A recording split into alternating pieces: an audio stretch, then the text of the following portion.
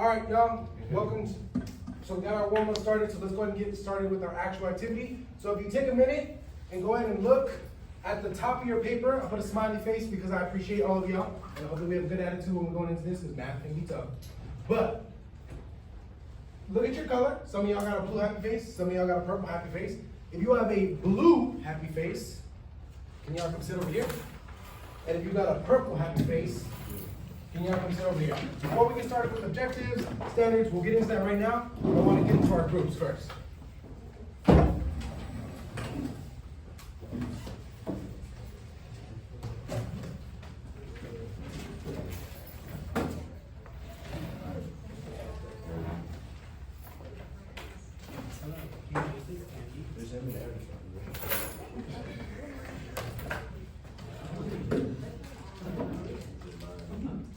All right, so as you can see, your standard and the content objective for this lesson is written right there on your worksheet. Can I have a volunteer read that standard for me? Thank you, yours. Solve linear equations and inequalities in one variable, including equations with coefficients represented by letters. All right, so we're going to be working with equations, inequalities, one variable. Cool. Can I have somebody read our content objective right there written on the worksheet? Moises?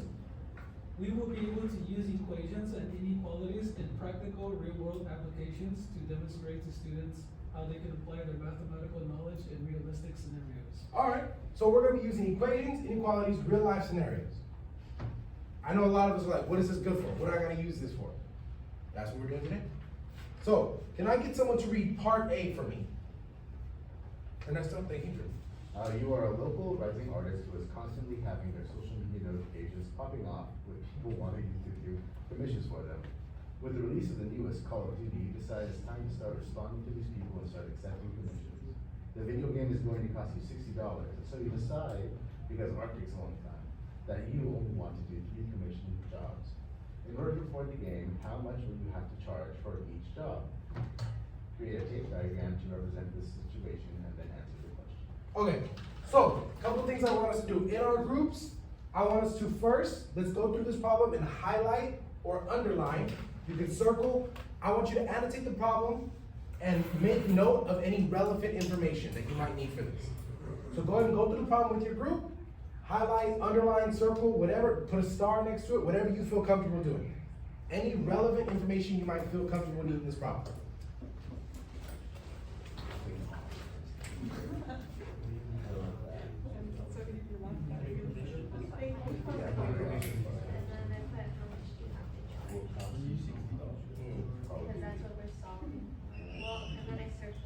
What's some relevant information we need here?